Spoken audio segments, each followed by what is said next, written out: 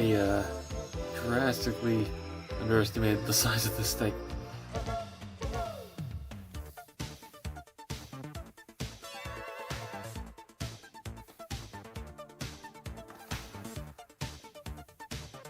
Hello and welcome to a statue review. Today we're taking a look at the RelaxTime Lum from Urusei Yatsura. Now getting into the review, obviously this isn't articulated, so honestly I don't really know what to do. We'll figure something out. If you're wondering why I didn't show the inside of the box in the opening, it's because it's literally just packing cardboard in there. However, speaking of the box, it does let me show off that the promotional model is notably different from the actual figure.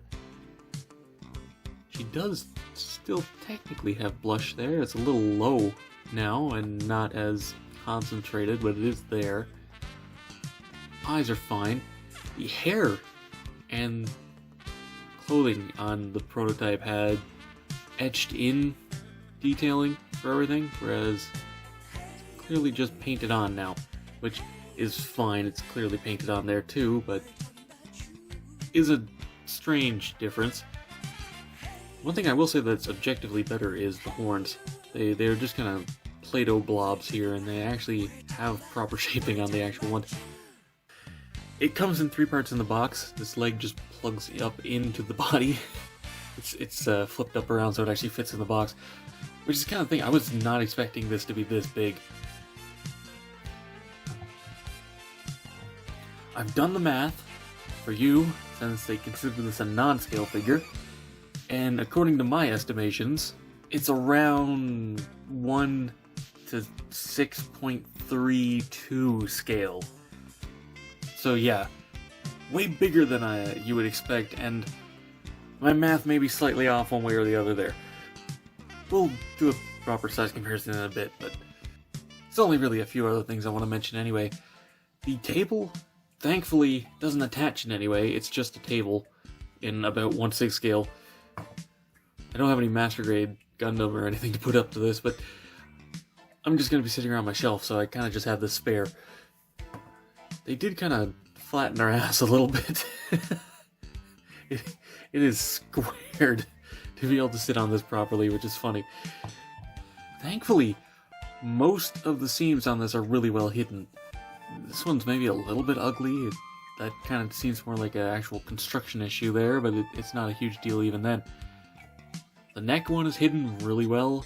The one here on the hair is hidden with the bangs, which is fine. All the other ones are hidden with the clothing. Unfortunately, the shoulders are really bad. It's a little bit blown out with this lighting, but yeah.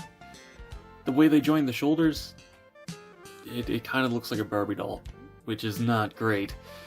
To be fair, really low end. This is incredible quality from Banpresto for this price. But yeah, I'm probably going to go in with some PVA glue and paint and hide those seams. I mean, it only needs to come down to about here anyway, and most of it's hidden with the hair around the back, so it's not going to be difficult for me to do, but it is something to know. If you're planning on getting this, the shoulders are kind of ugly. Nothing you can't fix with just an hour of work, including drying times, so not a big deal. Thankfully, whatever plastic or PVA or whatever this is for the skin tone is really solid.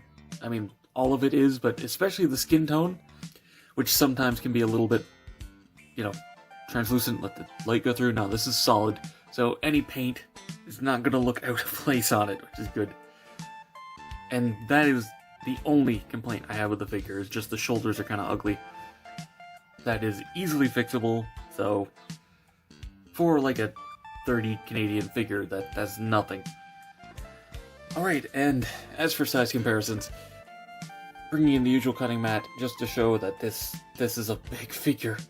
Like I was expecting something closer to like 1/8 scale. This is much bigger than I expected. Compared to like a 1/44th Gundam, pretty big.